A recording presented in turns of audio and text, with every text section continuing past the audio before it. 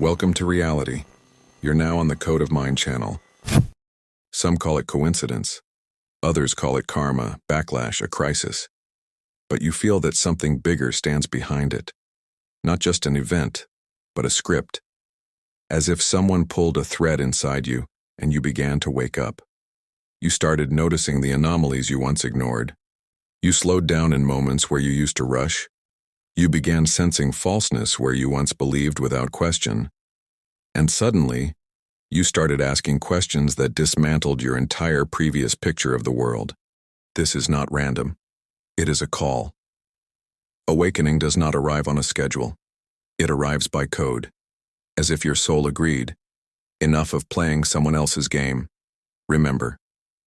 And reality begins to shift. Like the fading set of an old theatrical stage. You see how much around you is artificial, how people speak words they do not believe in, how they run toward places they do not want to go, how they pretend to live. And all of it becomes the background of your awakening. But what is awakening, really? It is not grandiosity. It is not spiritual performance. It is an internal shift. You suddenly see that the body is only a shell, that emotions are merely reactions, that thoughts are not you. And if you are fortunate, at some point you realize, I am the one who observes. I exist beyond all of this. I am inside it, and beyond it. I am not the role. I am not the script. I am awareness. The world is a game. It has levels. The first levels are when you sleep, you follow rules, you ask no questions, you work, suffer, adapt. You think this is simply how everyone lives. The next level comes when you first notice something is wrong, as if the matrix glitches and you can see it. Then comes the fracture. You try to go back, but you cannot. You see the lies. You see repeating codes. You see how much is built on fear and control. And then you accept it. You stop fighting. You stop participating in illusions. You stop clinging. You begin to live in flow, with awareness. Why now? Because everything ripened at once. You, the events, the people, the experience, all of it converged into a single point. You may feel exhausted. You may fear that you are losing your mind. But you have simply woken up, and there is no road back. You did not notice when it began. You did nothing extraordinary. You simply became different, softer, quieter, clearer, or perhaps sharper, more visible, more real. But you changed. You no longer engage in meaningless conversations. You no longer laugh in response to falseness. You no longer pretend.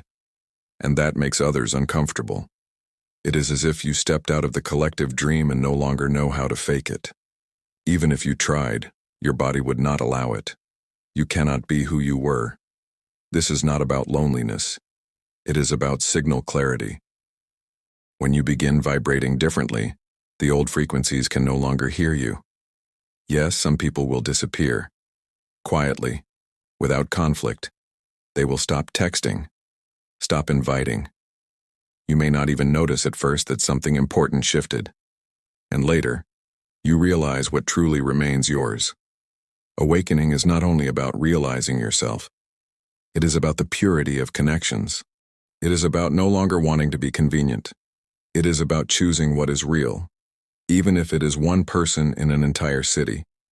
Even if it is just you. You are not rejecting others. You are returning to yourself. And some are simply not ready to see you as you truly are. And that is okay. The moment you wake up does not look miraculous. It is not cinematic. There are no trumpets, no light descending from the sky, no applause. Often it happens in depression, in silence, after a crisis, after the question, what is all of this for? And suddenly you notice, you are here.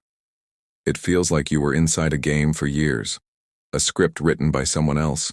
You executed commands, you followed habits, you spoke borrowed words, you thought borrowed thoughts, and now you see it. That is awakening. It does not have to be loud. It can be nearly invisible. But it changes everything. You begin to see how automatic your reactions were, How you argued not from conviction but from script. How you ate not from hunger, but because it was time. How you lived without ever asking who exactly was living. And then you look at your own hands and they feel unfamiliar. You realize this body is not you. It is an instrument, a container, an avatar, and you are either seized by fear or filled with profound peace. Because for the first time you stepped out of the role. You are not father, not mother, not title, not name, not age. You are consciousness observing a character performing actions. And this is not merely an insight. It is a point of no return. You can no longer live as before, even if you wanted to, because you have seen, because you know, because you are awake. But this is only the first level. It goes deeper. You begin to see that everything around you is also a dream, that every thought is a piece of programming, that you can choose which scripts to allow in, and most importantly, that you no longer have to fight for reality. You create it. After awakening, you suddenly notice that the world seems to be playing a different game. People change. Events unfold faster. Not because the planet changed, but because you did. You no longer emit words. You emit a frequency. If inside you there is fear, tension, doubt, you can smile and say all the right things, but your field will be distorted. People will feel the falseness. The world will reflect chaos. But if inside there is clarity, silence, you do not even need to act. Simply being becomes enough. The right events begin to align without force, without chasing, simply because you became a magnet. You start to see that your reality is not the result of actions but the result of frequency. And when you remember this, you reclaim your power. Before, you were a reaction. Now, you are the source. Before, you tried to influence the world. Now, you change your state, and the world adjusts itself. You look at the people around you and realize they are not random. If you are tuned to fear, anxious people surround you. If you are tuned to playfulness, light and authentic souls begin appearing. If you are tuned to creation, the world opens in response. And this becomes the key. Not controlling everything, but protecting your vibration. Because what you emit is what you receive. This does not mean challenges disappear. It means you move through them differently. You do not drown in them. You scan them, understand why they arrived, and pass through. Because you are not the event. You are the field. You are the cause. You are the wave. Notice something. We seem to live on the same planet, in the same time, in the same world. But the older you become, the clearer you see. We are not together. You can sit next to someone on the same bus, stand in the same line, live in the same building, and yet exist in completely different universes. This is not a metaphor. It is a fact. You look at someone and cannot believe they truly think the way they do, that their inner world is that flat, that simple, that they can live without reflection, without awareness, operating on autopilot, fear, resentment, routine. And you realize, this is not about education, not about social status. It is about vibration. Some people live inside very primitive programs. For them, the world is food, work, entertainment, blame. They live from fear, from lack, from grievance. You may not understand it, but they do, because their world is built exactly that way. And here is the essential truth. You can stand in the same physical location, but exist on different timelines. You live inside your perception, your symbols, your meanings. They live inside theirs. Only the date on the phone matches. You may be living in 2026. They may still be in 1998, some in 1975, some outside of time entirely. This is not about superiority. It is about stopping the need to explain, not because they refuse to understand, but because they cannot. Everyone lives in the reality that corresponds to their internal level. When you change, you shift to another branch. You are not losing people. You are exiting their world. Sometimes you sit and think, I am doing everything right. Why is nothing moving? The plan is clear. The actions are correct, but nothing flows. No return, no lightness, no joy. And you start getting angry. At the world, at people, at yourself. You think you need more effort, that you did not push hard enough, that you must force reality, squeeze it, fix it. But that is the trap. When you are in resistance, you feel tension in your body. You feel as if you owe the world something, as if everyone is watching, expecting results. You are no longer creating. You are reporting. You are not breathing. You are dragging. Flow feels different. You may do the same amount of work, but inside there is silence, calm, depth. Even when things are difficult, there is no inner war, no feeling of being tested. You are not evaluating yourself every second.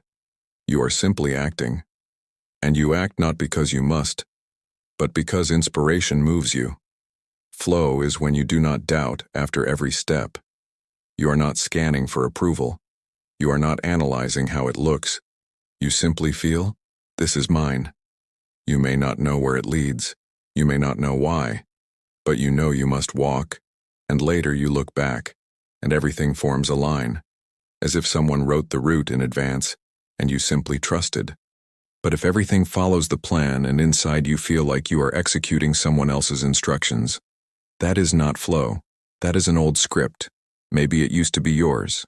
Maybe it once felt right, but your frequency shifted. Now it feels foreign. We are used to thinking that being in flow means everything works. People appear, money comes, the channel grows. But flow is not about receiving. Flow is about living. And sometimes you are most in flow when everything collapses, when the old falls away, when you do not know what is next. But you feel you are in the right place, that you are no longer betraying yourself, that you are finally breathing as yourself. Flow is never about ease. It is about truth. It is when you stop lying, to yourself or to others. When you stop constructing the perfect image. When you stop working on yourself. You are simply here, in this state, in these thoughts, in this reality. Yes, in flow there are mistakes. Yes, there is fear. Yes, there is doubt. But the difference is this. You do not escape into formulas. You do not hide behind I must or this is correct. You move through truth, and truth is not always beautiful, but it gives power. So if you are at a crossroads right now and do not know whether to continue, do not ask what will happen. Ask how you feel walking this path. If you feel alive and go, even if it is scary, even if it is unclear. Flow is not a bright sky. Flow is the moment you stop lying to yourself about who you are. Thank you for being with me on this channel. I wish you the best possible branch of reality. Subscribe to the channel. See you in the next video. Take care.